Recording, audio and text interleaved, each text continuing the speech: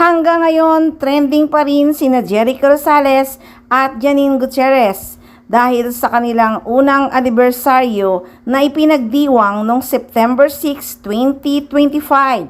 Umabot na nga ng 2.7 million views ang post ni Jericho Rosales sa kanyang social media account.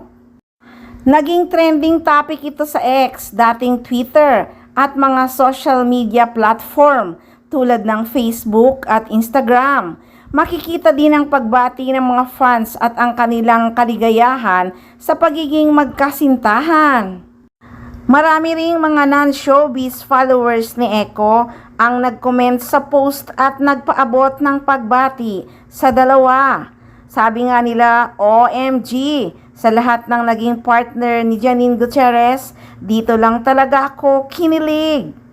Pero may nakalap na chika galing sa mga mosang na throwback daw ang video na yon. Nangyari daw yon nung Palawan getaway pa daw yon after Valentine's Day noong February. So bakit ngayon lang pinost?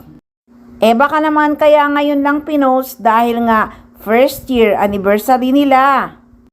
Ay wala nang pakyals ang mga fans kung throwback ba yon o bago lang. Ang importante, kinilig sila sa video ng Econim.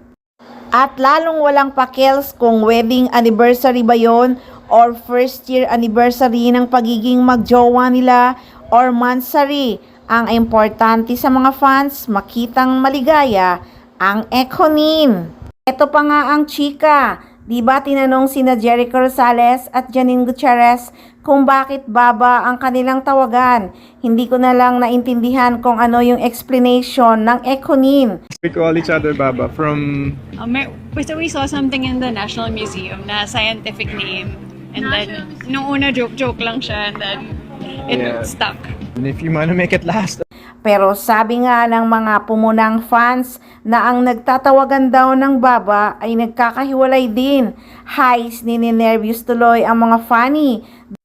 Dapat yata hindi na lang Baba ang tawagan ni na Jericho Rosales at Janine Gutierrez, kung di Nini na lang at Echo. Huwag na lang kayang Baba kasi nakaka-stress. Palitan na lang kaya ang tawagan ng Econim. Pwede namang Nini or Ekoy. Nakaka-stress naman talagang isipin na yung magjowang nagtawagan ng Baba ay naghiwalay rin.